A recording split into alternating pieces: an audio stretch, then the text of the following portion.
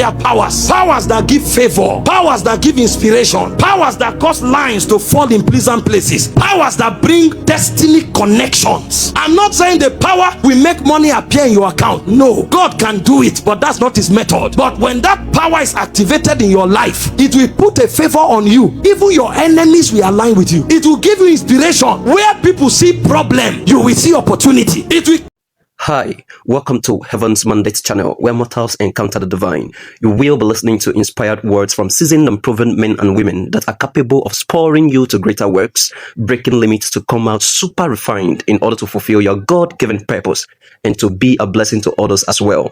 In this clip, the apostle expands on the word system and its slavery agenda to keep men in abject poverty and limitation, pointing to the dynamic power of God as the only way out, bringing uncommon favor, strategy, and open doors to those who appropriate it. Sit back, listen, and grab your results. Battle against lack and poverty. Satan wants you poor. And hear this, being sufficient with resources is a power. See, poverty is artificial. Is demonic intelligence that created poverty. It is artificial. The man God created lived in abundance. Go back and read Genesis 1-3. It was the rise of the systems of this world that created systems of exchange. And unfortunately, I think in that meeting, Africa was not well represented. They first of all hijacked us as slaves, used us to build their nation, moved all our iron, all our ores. Sometimes I go to the Western world and I'm seeing raw irons. I'm seeing wealth from Africa. I'm saying these people in this island, how did they get this thing? So all the rail tracks, all the ocean lines were channels of carrying our wealth there, and they escorted us as slaves go and build those stuff. They now came and drew borders for us. So you can't enter the next country. You'll be struggling to get visa to enter the next country. Meanwhile, if you go to the Western world, you're just strolling. You don't need visa as a German to enter Portugal. You are European. But here in Africa, if you want to go to Uganda, you will kill yourself to get visa. You think about it. They took our identity from us. You think they were the first people who discovered electric vehicles? Poverty is artificial. The strongest survive. So they come to your country and loot you. You now want to survive. You think you will just start business. How many business can you do here and be wealthy? We are first of all mentally bankrupt, and then we are oppressed. Do you know, as we are now, we can't wake up. Even if we have uranium in this country, we can't build a nuclear weapon, because as far as geopolitics is concerned, the doctrine of nuclear weapon refutes proliferation, and proliferation means those who have it will be the only ones to have it, and on the strength of that they can warn you. If you talk, they wipe out your country. So it doesn't matter if you have it. So if you have uranium now, you have to give them. That's geopolitics. You want to sell your goods, they won't buy, and you are buying theirs, they put tariff on it. And the day you create it in your country, they will warn you that if you sell this thing and don't buy our own, we will cut off bilateral relationship. And what it means is that if you have any attack, we won't support you. Why do you think we have people producing cars in this country? Yet those cars are not even the official cars of our own country. From mental bankruptcy to oppression by Western nations. So we can't unite together. I'm fighting the other person because I say we are not the same tribe, but we are in the same country under the same oppression. Imagine if the river in Onisha is dredged. Do you know how it will open up international trade? So why is it not done? You are the one who is thinking, I get certificate, I'll be okay. They are powers. They are powers. Powers that give favor. Powers that give inspiration. Powers that cause lines to fall in pleasant places. Powers that bring destiny connections. I'm not saying the power will make money appear in your account. No, God can do it, but that's not his method. But when that power is activated in your life, it will put a favor on you. Even your enemies will align with you. It will give you inspiration. Where people see problem, you will see opportunity. It will cause the lines to fall in pleasant places for you. Where others fail, you will go and succeed. It will cause you to have to connect with the right people. You will enter discussions that will open doors that merit would not have done in 10 years. Go and read about Israel. They were in Egypt for over 400 years and they were slaves, but the Bible says God gave them favor. Exodus 12:36. And in one day they became more wealthy than they ever had in 400 years. It's a power. That's why Deuteronomy 8:18 said, you shall remember the Lord your God. It is him that giveth thee power to get wealth. So the devil will fight you at individual level. He will fight you at national level. He will fight you at intercontinental level. There's no business you do in Africa here that you have the same advantage as somebody doing the same business in America. First, for mental bankruptcy, because this slave thing, the chains have gone, but the mind is still enslaved. Then from wickedness, we hate ourselves. Then from the continuous oppression of the Western world. So if you are here, you need power. That power will give you favor. It will open doors. It will connect you to the right invite people, it will give you inspiration so that you can hack the system. Those who make it here, they hack the system. They hack it. You hack it through favor. You hack it through inspiration. You hack it through honorable connections. You hack it through opportunities. That's how you get wealth. And it takes power. It takes power because the devil has created system. Even in the Western world, there are people sleeping on the street. So this is not an African syndrome, because if you are there and you can't catch inspiration, you can't recognize opportunities, you can't build honorable connections, you will still be a slave there, even if you are white, because poverty is artificial. That's why you need power. And when this power comes, there are a few things it does. Number one, it opens the potential of wealth as a legitimate work of redemption, because the potential of wealth was addressed by redemption. The Bible said in 2 Corinthians 8:9 that Jesus, although he was rich, became poor, that you through his poverty might be made rich. Paul said, my God shall supply all your need, Philippians 4:19, according to his riches in glory by Christ Jesus. He was talking about natural things, because in verse 15 he said concerning giving and receiving. So it wasn't spiritual riches he was referring to. Are you following? So redemption opens the potential of wealth. So the first way to break into that power for wealth and win the battle of poverty, of lack, of hardship, is to recognize the legality in redemption. He died amongst other things for me to have enough to prosecute destiny. I'm not greedy, but I will have enough to prosecute destiny. If you know that potential, it will open the channels of wealth. You can sleep and discover some angels who whisper what people call problem.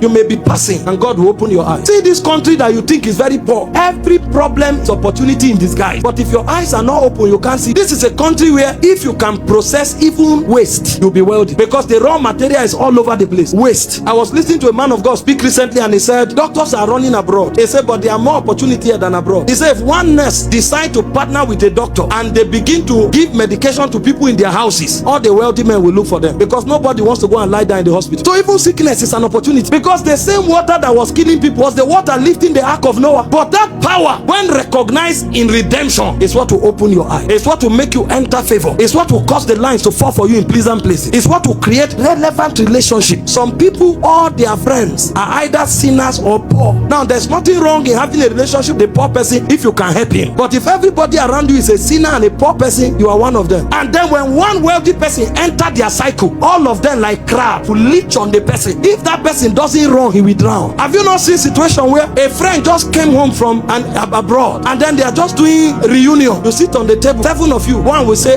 it's so good to see you, it's been a long time, but this country, to even have food to eat is prayer. The next one will say, my son is sick, if only I had 100,000. The next one will say, there's a business I wanted to start, if somebody can give me 2 million. All of them will already put pressure on you to bring. Nobody will say, Kai, welcome, it's good to see you, and be happy and go home. You will know that you are in a web of crabs. They will soon drown you. So you will see that person will say, Kai, man, hey guys, so let's connect tomorrow. Tomorrow will never come. You will call, you will see number busy, he has blocked you. You don't have sense. Oh God, the thing is real. Poverty is killing people. That's why part of redemptive provision is for you to get wealth, either through inspiration or through favor or through connection or through lines falling for you in pleasant places. But it's a potential, so that while you are walking, because you will never come to a place where you won't walk. The gospel does not teach laziness. Paul said, him that told shall steal no more, but walk with his hand, so that he will have to give. While you are walking, your walk will be favored, your walk will be blessed, because redemption provided for it. When you do that, then you go to the second level. The second level is a disposition of seeking first the kingdom. Matthew 6:33. No matter how wealthy you become, don't allow your wealth or your business take you from God. Otherwise, you will take yourself from covering. And when the wolves come, the devil doesn't come every day, but there is an evil day. It may be once in 5 years, it may be once in 10 years. When he comes, whether it will be destruction or testimony, depends on where you are standing. I've taught you before, every testimony was meant to be destruction. It's because God turned it around that it became testimony. But Jesus said the insurance for living in sufficiency is to seek the kingdom first. Matthew 6:33. Seek ye first the kingdom of God and his righteousness, all other things shall be added to you. The devil will fight affect your relationship with God. That's why you see that some people, you find them praying, fasting until they hit their first 10 million. Prayer program suddenly becomes a difficult place to come to, because the devil will fight to disconnect you. Maintain your relationship with God. Keep advancing God's kingdom with your expertise, your time, your energy, and your resources. Seek first the kingdom. He said all other things shall be added to you. Number 3, how do you press into this thing? Be given to diligent practice. Diligent and wise practice of whatever God put in your hand. The Bible said in Isaiah 1:19, he will bless the works of your hand. So if you have no work in your hand, you can never become wealthy. Proverbs 10:4, he said, he becometh poor that dealeth with a slack hand. He said, but the hand of the diligent maketh rich. So everybody who will break out of lack must work hard, work smart, and work under grace. Get something doing. If you don't have a job, create one. I watched a video recently that touched my soul. The guy just went to the street and looked for people who were good. He will just sit and beg somebody for $1 or $2. I've not eaten. When you give him, he will now give you something little. And he kept doing it. After a while, people started seeing it and started supporting. Money started coming. All he had was a phone camera and a lapel mic, and he created his own job. Today he's giving houses to beggars. This media age, you can't say you don't have what to do. Sit in your parlor. That phone that you used to watch pornography, delete it, put it in front of you. That's talking something wise. At least your views alone can generate $50, $100 in a month. It's a good place to start. Work wise, work smart. He becometh poor that dealeth with a slack hand. Number 3, how do you break into sufficiency? Engage covenant practice. Jesus was teaching on judgment, but he generalized it into resources. In Luke 6:38, he said, give, it shall be given unto you. Good measure, pressed down, shaking together, and running over, shall God cause men to give to your bosom. In Proverbs 11:25, he said, the liberal soul shall be made fat. He said, him that watereth shall be watered on. It's only a poor man that wants to keep everything for himself. When you find people who will break out of the shackles of poverty, they are liberal. The liberal soul is made fat. Ask a rich man, how many people have you given money to? He won't remember. Ask a poor man, he can tell you in 10 years the 2 people he has given 10 naira. That's the problem. Paul was teaching this principle. 2 Corinthians 9:1-8. Give me in NLT. He said, I really don't need to write to you about this ministry of giving for the believers in Jerusalem. Next verse. For I know how eager you are to help, and have been boasting of the churches in Macedonia that you in Greece were ready to send an offering a year ago. In fact, it was your enthusiasm that stirred up many of the Macedonian believers to begin to give. He said we would be embarrassed, not to mention your own embarrassment, if some Macedonian believers came with me and found that you weren't ready after all I had told them. So I thought I should send this brother ahead of me to make sure the gift you promised is ready, but I want it to be a willing gift, not giving grudgingly. This is Paul teaching on giving. He said, remember this. This is where I'm going to. He said, a farmer who plants only few seeds will get 4 crops, but the one who plants generously will get a generous crop. He said, you must each decide in your heart. So he's using farming to corroborate the principle of giving. The same way a farmer plants seeds and he has a harvest. That's what Paul is teaching. He said, you must each decide in your heart how much to give, and don't give reluctantly or in response to pressure, for God loves a person who gives cheerfully. Next verse. And God will generously provide all you need. Then you will always have everything you need and plenty left over to share with others. A farmer who eats his seed will die in the season of harvest. That's why you find some Christians, people are being blessed and they are crying, Lord, why? What is happening to me? Why? Oh God, what did you plant? They gave you yam tubers to plant. You ate it, you fried it, you roasted it. You are in the season of harvest. You are expecting yam to appear. From where? But there's a realm of leftovers. So no matter how Satan fight, there are people who will always have leftovers. They are blessed and too blessed to keep. So they have enough leftover to give to others. I will never live on the leftover of others. Me too, I will walk in abundance. Covenant practice is what makes it happen. Finally, prophecy. If you want to live in abundance, don't keep quiet. Talk. Dry bones can become a great army. Talk.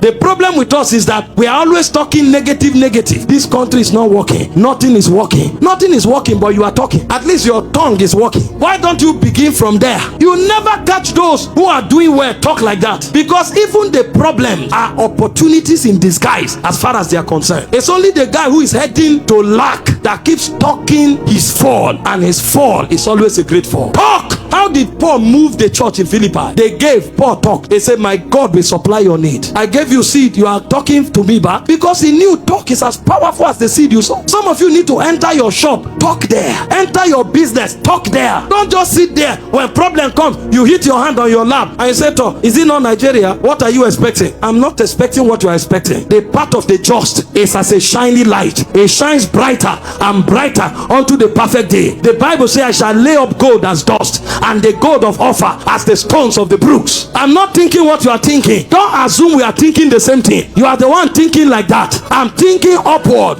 forward, upward, forward. My harvest is overtaking one another. My harvest is like a gusher. It's like a fountain. It doesn't drop. Look at what Amos 9:13 said. He said one thing is on the heap of the other. He said it's like a fountain gushing with fresh wine. He said your head will spin. You will have so much abundance, you will not have where to keep it. My barn overflow. Oh God, I live in the overflowing realm of life. I may not have money in my pocket now, but it's not my bank account that define me. I'm the one that define my bank account. No matter how smart you are in business, if you don't know how to talk right, you will sink. And the devil is making you talk your downfall, and you think you are being pragmatic. Ogami, I don't lie you. I say things the way they are. That's why your reality is real. Your reality is what? Is real. You will suffer like this. Some of us, the Bible said, when men are cast down, we say there is a lifting up. Let no one in Zion say I'm sick. It's not because no one is sick. We talk our way into our future. Oh sir, I'm going up. I'm going higher. I'm becoming bigger. I'm becoming greater. I'm becoming mightier. I'm doing greater. I'm doing mightier. I'm going forward. I'm not retarding. I'm not falling. I'm not failing. It's upward and forward only.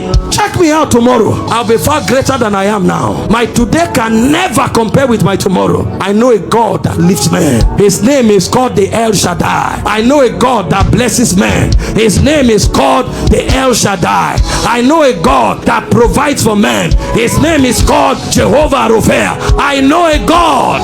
I know a God that is a banner over men. I know a God that is peace unto his people. I know Shalom. I know Nisi. I know Rapha. I know Shaddai. He has too many dimensions willing to pour out. I cannot be small. He said the fig tree might not blossom. The labor of the olive may fail. There may be no sheep in the head. There may be nothing in the store. He said, but my God, I know my God is the God of my salvation. He will cause me to walk in my high places, for he has made my feet like hinds feet. You know the hind is this goat that climb mountains. The foot is like spear. Everything look impossible, but it's going up. You will see a mountain, the goat is jumping and climbing. You are seeing and say, nobody can climb this. Watch the hind. Obstacles everywhere, but going up. So prosperity, sufficiency is not that all things will work well. It's that even in the midst of problems, you recognize problems as opportunity.